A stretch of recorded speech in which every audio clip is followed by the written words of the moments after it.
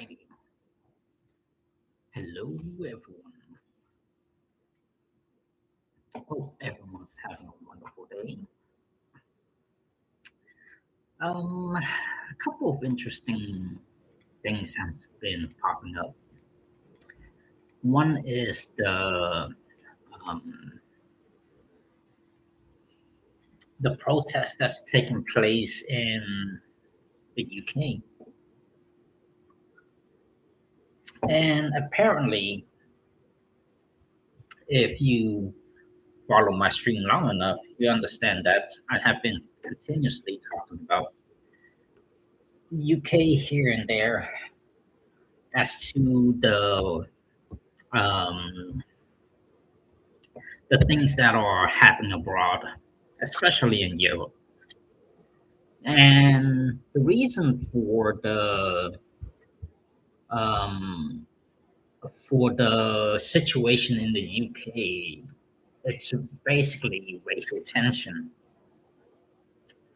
The racial tensions of I guess you can say, the native British versus the people that are migrating to British or to Britain. And supposedly, this has been a subject of contention for at least a decade now in the UK. And for this one, it's a matter of I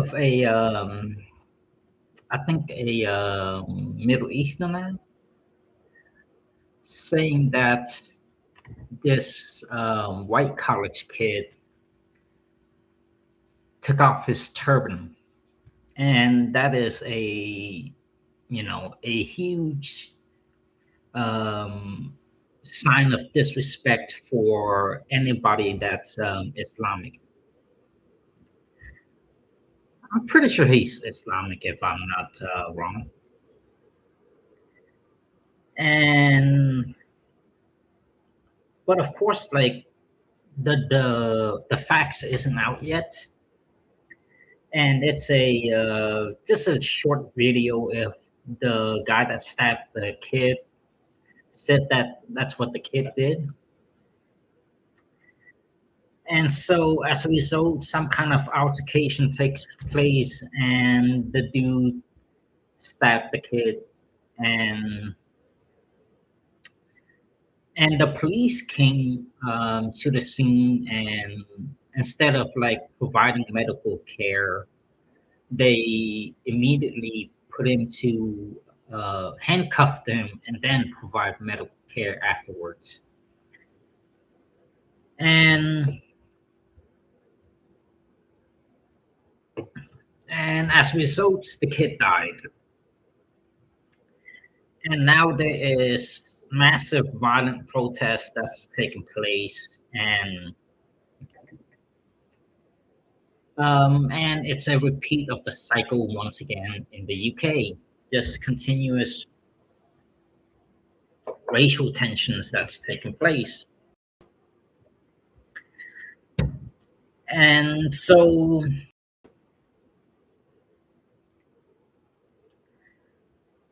in the UK right now, there is a sense of high volatility that's taking place and sort of like gripping the country.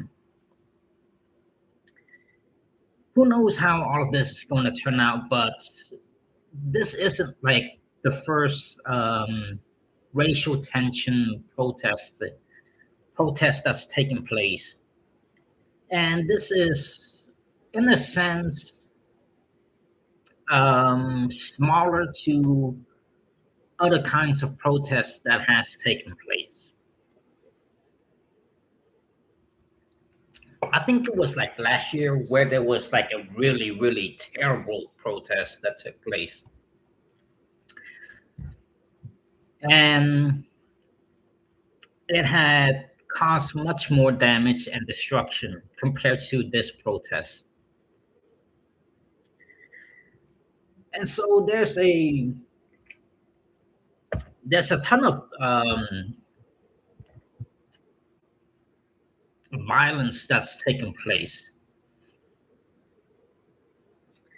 and even though this is unrelated, but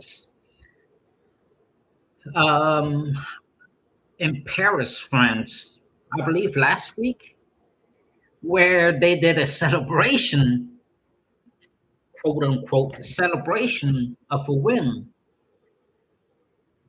And basically, Paris was engulfed in chaos and destruction because of a celebration. And one person got killed, and about 700 to 800 people got arrested. And one dude said, "We took over Paris in an hour." So, it was crazy as shit, but a celebration turned into a takeover in an hour, basically. It got really, I guess everybody got too much alcohol in the system, and everybody got too excited, and a celebration turns into a mob takeover of sorts. And so right now there's a it seems like there's a tendency for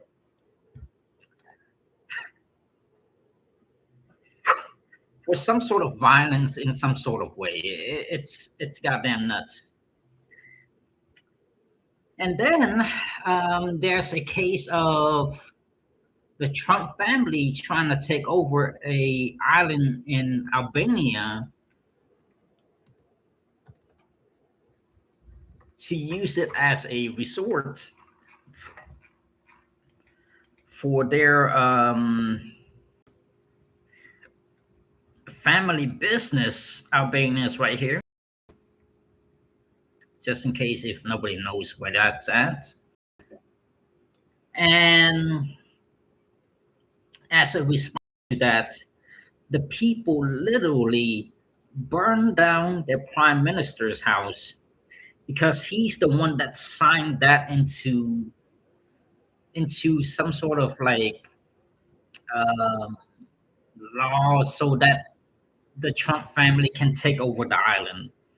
And the people got so pissed, they literally went to their prime minister's house and burned his goddamn house down. And supposedly, um, the protest is still ongoing. And so who knows what's going to happen from that? But I would say I mean, if they're trying to stop that from taking place, that's the right way to do it. Um, Although it's a little bit radical, but it's a very good way of sending a message that to tell people not to fuck with their island. I mean, to me, that sounds like a bit extreme, but that's people's ways of doing and expressing their feelings. And supposedly, that island was um, a ecosystem something protection because there's like wildlife there that only lives in that place and exists nowhere else. And so, if they were to destroy the ecosystem there, then basically the species that live there would have nowhere else to live and they would basically be extinct. And so, it's become a huge contentious situation in Albania because of um, because of the Trump family trying to build a motel, hotel, whatever it is, right there. And so it's a lot of things are getting pretty bloody fucking crazy over there. And let's see.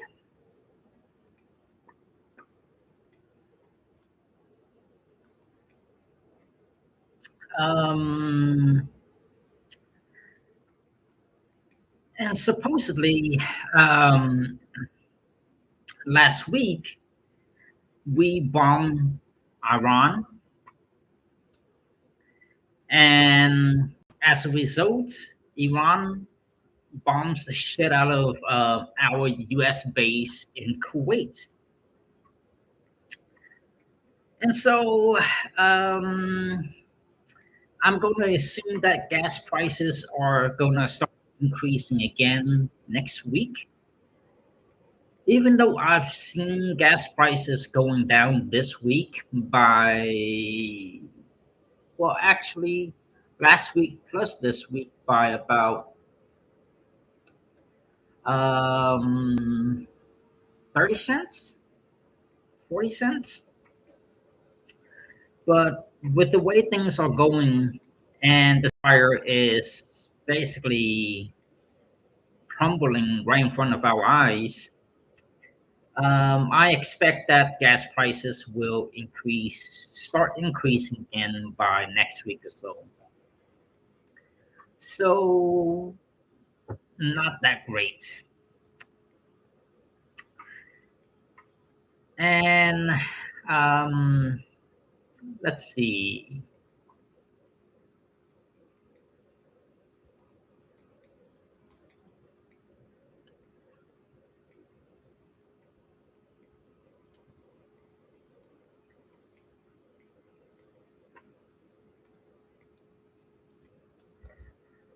And supposedly, with the Ukraine situation, let's see. Oh, God. Okay. Konstantinivka. Supposedly, with the Ukraine situation, it's that the Russians are encircling Konstantinivka. And so, right now, it seems as if the Russians are working upon the final parts in the Donbass region. Because once Konstantinivka gets taken over, the only two major cities left in the Donbass region is Slavyansk and Kramatorsk. This will be much easier. Here we go.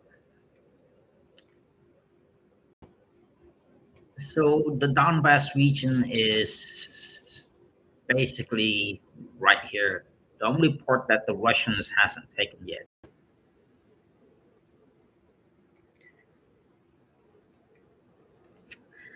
And with Konstantinivka being basically in the front line now, and you can see, right, Konstantinivka goes to, it becomes like sort of like a chain right there. And right now, it's reported that Kramatorsk and Slavyansk has a total blackout. That means there's no power of any sort that's running through those two cities. Just a total blackout. And as you can see, right, it's that Konstantinivka is being attacked, and it seems as if there's a slow moving encirclement that's taking place. And then you can see the little guns, that's where combat is taking place. And you can see that there is fighting towards the west, towards Novomykolaiv, and then it seems as if there's movement towards Raiska. I don't know if I'm pronouncing it right. And then there is movement, a lot of movement from Seversk towards Mykolaiv. And so it's moving from the south, Konstantinivka, Novomykolaiv, towards and then there's movement from the east towards the west to Mykolaiv. And north, there's movement in Lehman and whatever those cities are called. And so it seems as if there's big wave movement that's basically collapsing upon these chains of cities. And you can see there's like heavy drones or bombing that's taking place with a lot of military engagements. These are all military engagements right there, right there, right there, right there. And so it's doing basically um, a three-pronged attack in a sense, from the south, from the north, and from the east. And the major thing to really look at is that that's the sign of a total power blackout taking place in Kramatorsk and Slavyansk. And one of the major things that people need to realize too is that this black line, this railway, this railway from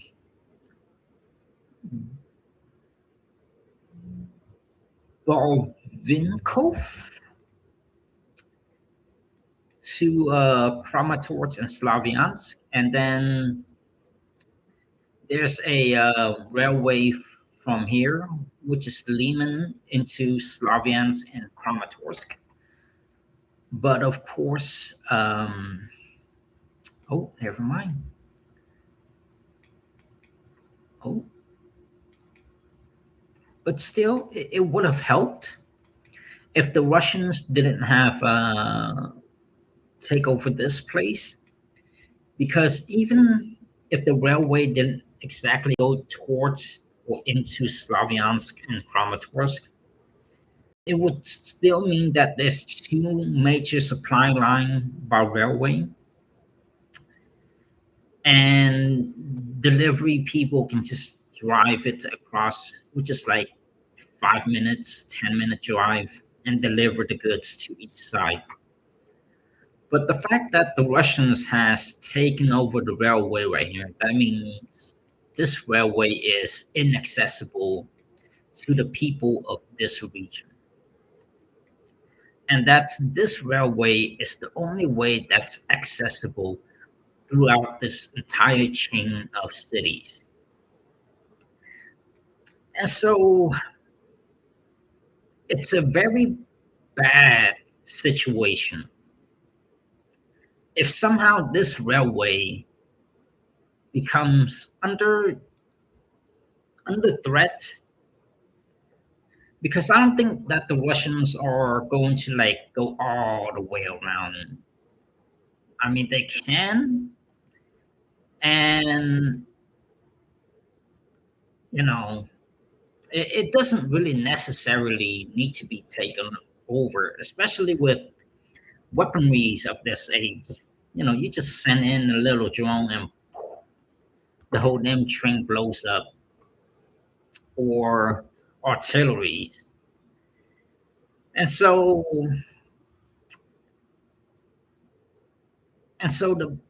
the worst thing that can happen to these chains of cities is the railway becoming under threat, because um, that would significantly deny access of supplies into these chains of cities. which will make it very hard for anybody who's under major threat of invasion to resupply themselves and to have a steady chain of supply coming in to make sure everybody has enough equipment and enough food and water and medical supplies.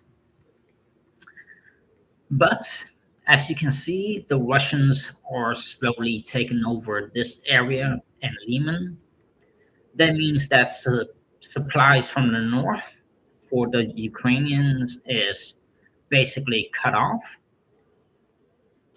And the only major supply line that will be able to supply the Ukrainian is from the west, Bon Barvinkov.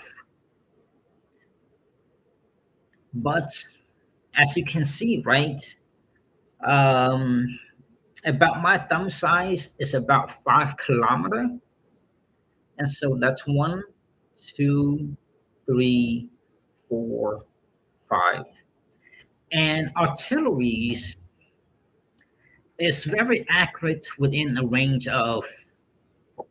um, within a range of 25 kilometers. Artillery is pretty goddamn accurate to where it can just shut off and destroy any kind of supply chain that enters into these cities. And the closest is about 25 kilometers. And so any kind of artillery is within range of attacking any kind of railway that's within the cities of Slavyansk and Kramatorsk. Okay? And the other thing is that drones has a much wider range and it's even more accurate than artilleries. And so with drones by itself, it can definitely threaten any kind of supply chain that goes into Kramatorsk and Slavyansk using drones alone. And so the thing about it is that the supply chain is already under, it's already under, basically already within range of attack by the Russian military. And so um, any sort of supplies that goes through the railway, there's just very little chance of it actually making it in without any sort of damage if the Russians decides it to be so. And I don't know what sort of I don't know what sort of um, defensive measures the Ukrainian have, but I'm pretty sure it's going to be very limited um, considering modern day technology. It's just very hard to defend against it when we're talking about artillery plus um, drones. So the supply chain of the Ukrainians are literally um, within the realms of possibilities where the Russians can make it obsolete.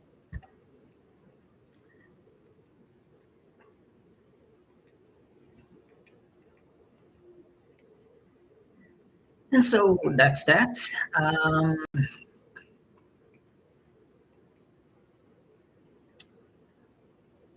Let's see.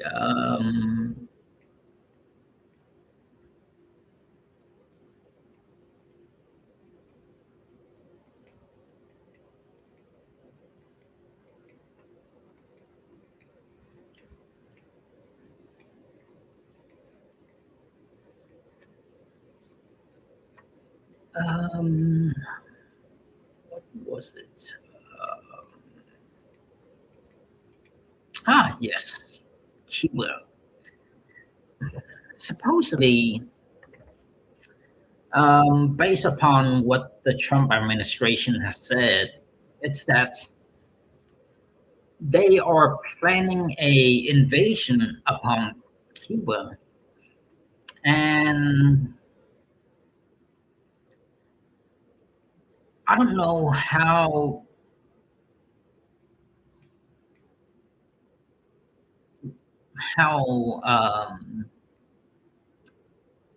great of an idea that is. Um, but in case, right? Let's just say we actually did an invasion. How you know how quickly would that invasion last? Is it going to be like another case of Iran, or is it going to be another case of Venezuela? For me, I don't know what scenario that will be, but if it becomes another Iran, then um, then it's going to be a very proper problematic situation that we just invented for ourselves again. I mean, one Iran situation is bad enough, um, but to have two Iran scenarios, that's just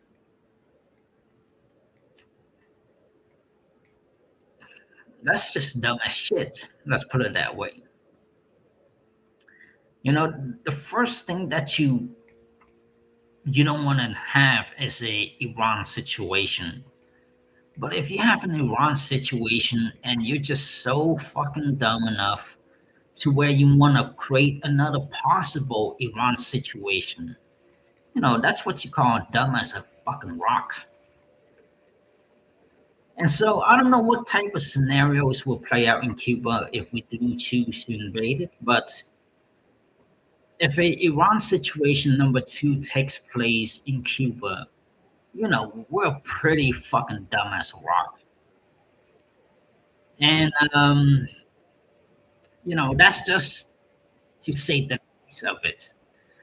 I mean, the amount of military that we have to put into Cuba too, and then the losses and the expenditures and everything that happened in Iran taking place in Cuba, that's just setting yourself up for a very, very stupid, problematic situation where you couldn't even handle the Iran situation. Now you're trying to possibly, possibly, not likely, but possibly an Iran situation number two right at your doorsteps. I would say that's pretty dumb as fuck if that's going to be the case. And as far as I know, with what's taking place in Venezuela, it's that in Venezuela, things aren't smooth sailing, okay? And so, if things aren't as smooth sailing in Venezuela as we want it to be,